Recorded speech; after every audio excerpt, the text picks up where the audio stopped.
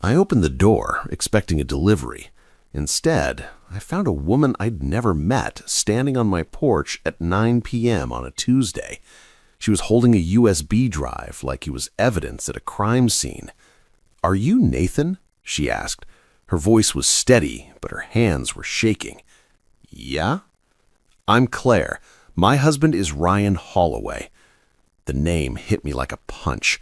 Ryan, my wife's work friend, the guy she'd been texting at dinner, the reason for all those late-night project meetings. "We need to talk," Claire said, "because what's on this drive, it's not what you think."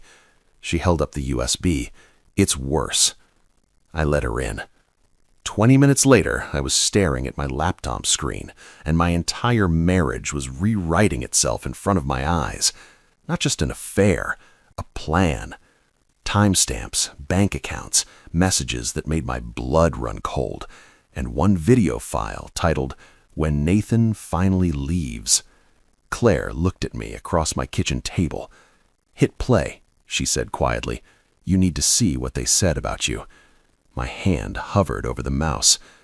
If you want to know what was on that video and what I did with it, hit subscribe, because what happened next didn't just end my marriage, it ended his career.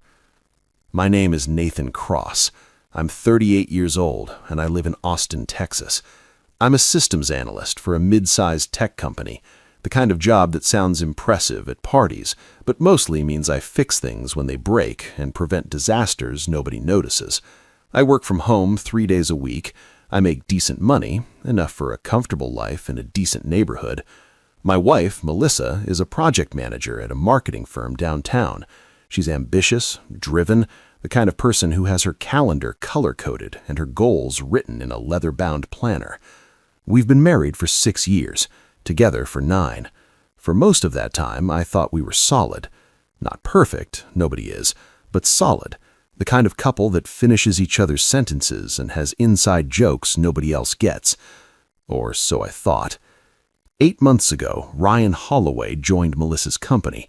She mentioned him casually one night over dinner. "New creative director started today. Ryan's something. Seems sharp." I nodded, half listening, focused on my pasta. A week later, Ryan and I had this great idea for the campaign. Even the CEO was impressed. A month later, Ryan and I are grabbing lunch to brainstorm. Don't wait up for me. At first, I didn't think anything of it.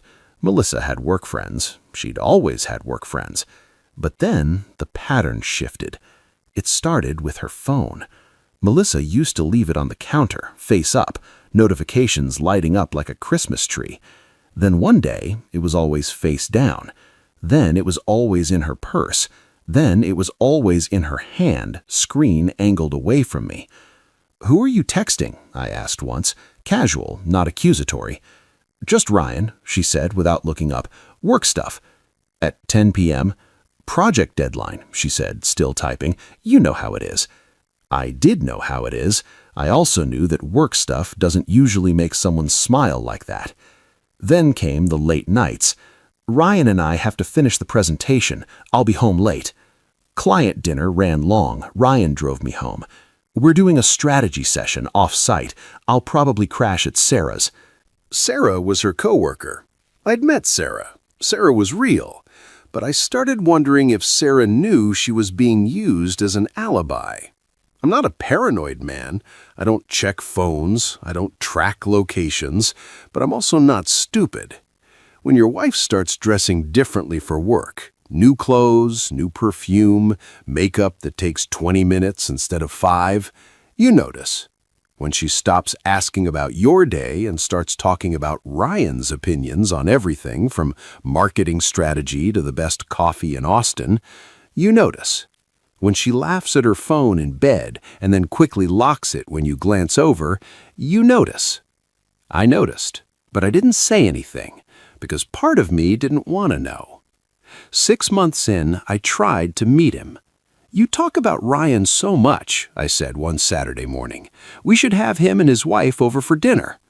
Melissa froze, coffee cup halfway to her lips. "His wife?" "Yeah, you said he's married, right?" "Oh, yeah, Claire. But they're really private. I don't think they do couple things. We could just do drinks, casual. Nathan, that's weird. You don't just invite coworkers and their spouses over randomly. You talk about him every day. Doesn't seem random. Her jaw tightened. Why are you being like this? Like what? Jealous, insecure. It's not attractive. That word, insecure, landed like a slap. Because that's the move, right? Turn it around. Make the person asking questions feel like they're the problem. I dropped it, but the seed was planted. 7 months in, I did something I'm not proud of. I looked at her phone. She was in the shower. Her phone was on the nightstand, charging. I picked it up, tried her passcode, our anniversary, locked. Tried her birthday, locked. Tried my birthday, locked. She'd changed it. My wife had changed her passcode and didn't tell me. I set the phone down and sat on the edge of the bed staring at the wall. That's when I knew. Not suspected, knew. I could have confronted her. I could have demanded the truth. But I didn't, because I needed proof. Not for me, I already knew, but for what came next. So I started documenting. I noted every late night, every work dinner, every time she came home smelling like cologne that wasn't mine. I checked our credit card statements, found charges at restaurants I'd never been to, hotels in Austin, our own city, booked on weeknights. I took screenshots, I saved receipts, I built a file, and I waited. Then, 8 months after Ryan Holloway entered our lives, Claire showed up at my door. It was a Tuesday, 9 p.m. I was on the couch halfway through a rerun of The Office when the doorbell rang. Melissa was at another late meeting. I opened the door. A woman stood there, mid-30s, dark hair pulled back, eyes red like she'd been crying but had pulled herself together through sheer force of will. "Are you Nathan?" she asked. "Yeah?" "I'm Claire. My husband is Ryan Holloway." My stomach dropped. "We need to talk," she said. I let her in. She sat on the edge of my couch, hands clasped around a small USB drive like it was a grenade. "How long have you known?" "About what?" "About them." I exhaled. 8 months of suspicion. 2 months of certainty. She nodded. "I've known for 3. "Why didn't you—" "Because I needed proof," she interrupted. "Real proof, not just gut feelings and late nights." She held up the USB drive. I got it. Claire told me her story. Ryan had been distant for months. Secretive. His phone was locked. He worked late constantly. She'd confronted him. He'd denied everything, called her paranoid, insecure. The same words Melissa had used on me. "So I hired someone," Claire said, "a private investigator." She handed me the USB drive. "This is everything he found." My hands were shaking as I took it. "There's photos," she continued, "timestamps, hotel records, text message logs he pulled from Ryan's cloud backup." She paused. "And there's video." "Video?" "Ryan recorded a conversation with Melissa. I don't think he meant to. His phone was in his pocket, recording app running, but it caught everything." She met my eyes. "You need to hear what they said about you." I plugged the USB into my laptop. The drive had folders, dozens of them. Photos, messages, financial records, video. I opened photos first. There they were, Melissa and Ryan. Coffee shops, restaurants, hotel lobbies. One photo showed them in a parking garage, her hand on his chest, his hand on her waist, kissing like teenagers. The timestamp, 3 weeks ago, the same night she said she was at Sarah's. I felt nothing, not anger, not sadness, just cold, clear focus. I opened messages next. Hundreds of texts pulled from Ryan's cloud backup. Melissa, "Nathan's working from home tomorrow. Come over after he leaves for his dentist appointment." Ryan, "Hotel or your place?" Melissa, "My place. I want to do it in our bed." I stared at that message until the words blurred. Our bed. Claire's voice was quiet. There's more. I opened financial records. It was a spreadsheet, meticulously organized. Hotel charges, dinner bills, even a weekend trip to San Antonio I knew nothing about. But that wasn't the worst part. The worst part was the column labeled, Paid by Nathan. They'd been using our joint credit card. I'd been funding my own wife's affair. Claire saw my face. I know. Ryan did the same thing, used our joint account for everything. Why would they? Because they didn't think we'd ever find out, she said simply. They thought we were too stupid to notice. I opened the video folder. One file, 47 minutes long, titled, When Nathan Finally Leaves. I looked at Claire. What is this? Just watch. I hit play. The video was dark at first, audio only, muffled like it was recorded in a pocket. Then voices. Ryan's voice. So when are you actually going to do it? Melissa's voice. Do what? Leave him. A pause. I don't know. It's complicated. It's not complicated. You're unhappy. You've said it 100 times. I know, but Nathan's stable. He's safe. Ryan laughed. Safe is boring. Safe pays the bills, Melissa said. I'm not giving up the house, the car, the lifestyle, just to what? Be happy? Another pause. I'm working on it, Melissa said. I just need to figure out the financials first. My blood went cold. Ryan's voice again. What do you mean, financials? I mean, I need to make sure I get what I'm owed. The house is in both our names. I've been contributing to the mortgage for 6 years. I'm not walking away with nothing. So, you're planning to divorce him? Eventually, but I need to do it right. Document everything. Show that I've been the primary earner, which I have. Nathan makes decent money, but I make more. I can argue that I've been supporting the household. Have you talked to a lawyer? Not yet, but I will. I just need to be smart about it. Ryan laughed again. You're ruthless. I love it. I'm practical, Melissa corrected. I'm not going to blow up my life without a plan. The video continued. They talked about their future, moving in together, maybe getting a place in downtown Austin, somewhere trendy. What about Claire? Melissa asked. What about her? Are you going to leave her? Ryan hesitated. Eventually. That's what you said 3 months ago. I know, it's just complicated. Melissa's voice turned cold. So I'm supposed to blow up my marriage while you stay comfortable in yours. That's not what I'm saying. Then what are you saying, Ryan? A long pause. I'll figure it out. Just give me time. Melissa sighed. Fine, but I'm not waiting forever. The video ended. I sat there staring at the black screen, my reflection staring back at me. Claire's voice was quiet. I'm sorry you had to hear that. I didn't respond. Couldn't. They're not just having an affair. They're planning, strategizing, treating us like obstacles. I finally found my voice. What do you want to do? She looked at me, eyes hard. I want to destroy them. We made a plan. Not revenge, strategy. Claire had already consulted a divorce attorney. She had her ducks in a row. I called a lawyer the next morning. A guy named Paul Hendricks came highly recommended.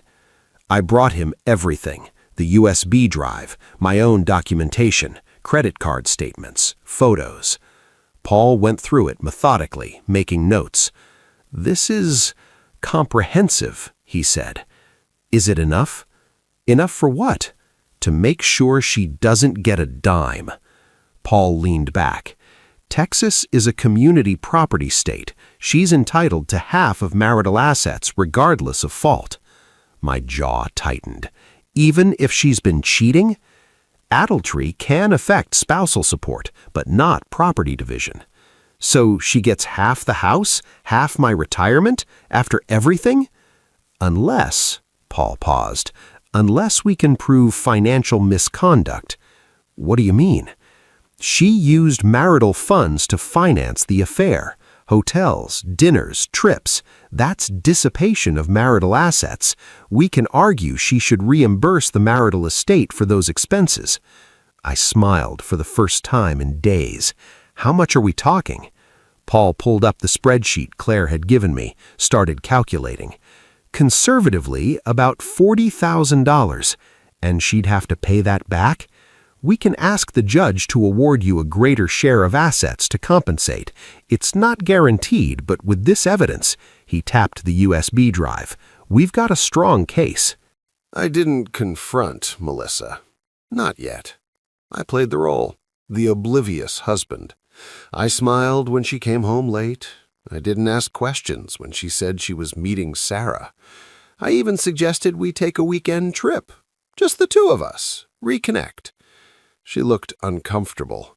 I'm really busy with work right now. Come on, we haven't had a real vacation in over a year.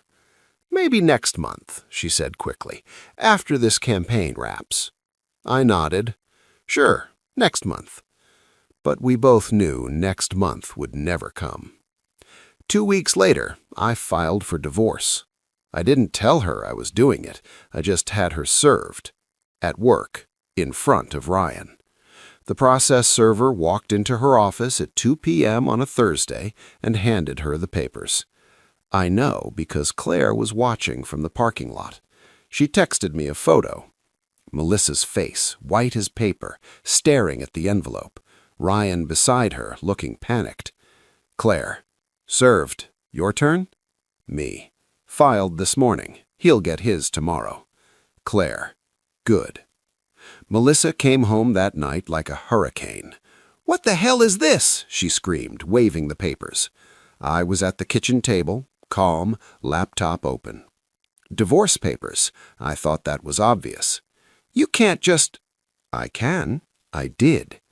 Nathan, we need to talk about this. We're past talking, I said. You've been cheating on me for 8 months, with Ryan. I have proof. Her face went from red to white. That's not... I turned my laptop around, showed her and Ryan kissing in the parking garage. She stared at it, mouth opening and closing like a fish. I have more, I said calmly. Photos, messages, financial records, and video. Video? I hit play on the audio file.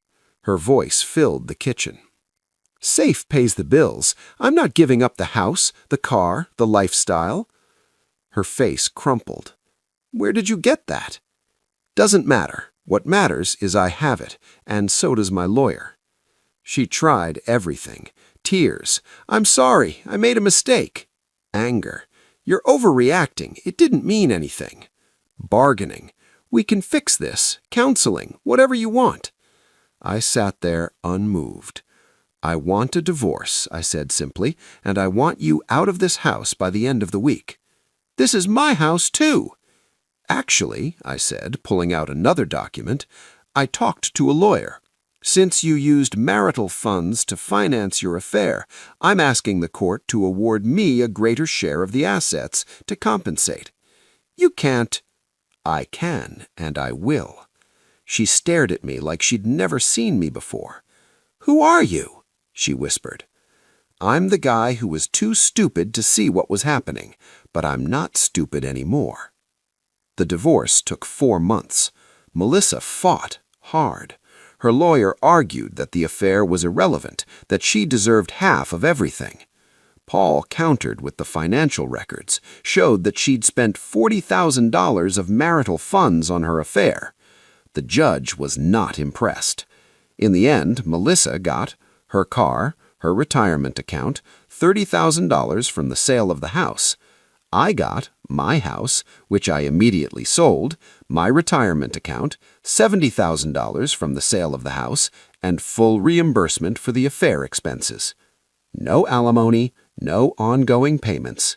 Clean break. But that wasn't the end of Ryan's story. Claire's divorce was messier, because Ryan wasn't just cheating, he was embezzling. The private investigator had found something else.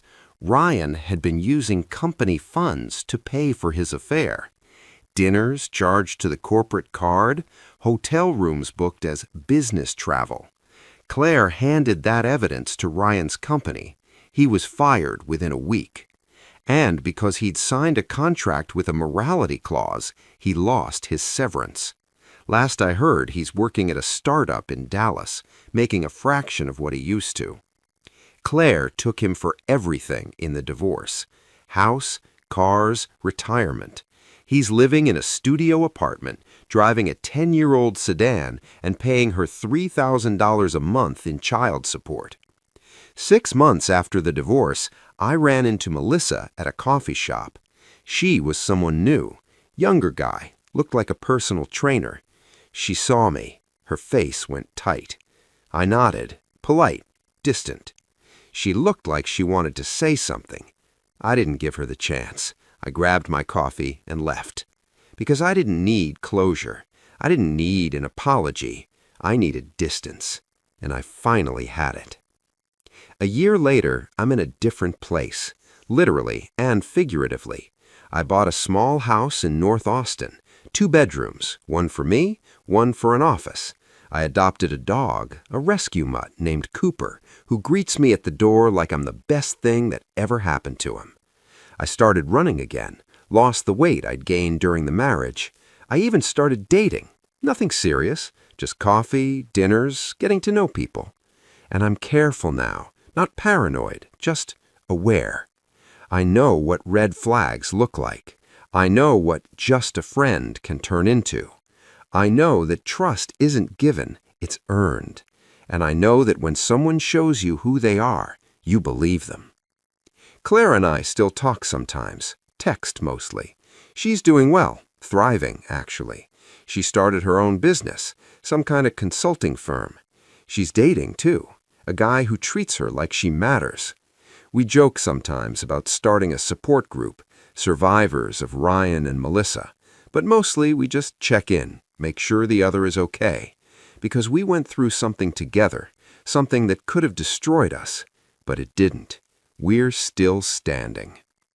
If you've ever been the one left in the dark, if you've ever heard just a friend and felt your gut twist, if you've ever found out the truth and wondered if you'd survive it, this one's for you. You will survive. Not because it doesn't hurt, it does, but because you're stronger than the lies they told. And the life you build after, the one where you're not constantly questioning, not walking on eggshells, not pretending everything's fine when it's not, that life is worth fighting for. Hit subscribe if this story hit home. Comment "I survived" if you've been there, because the best revenge isn't making them pay.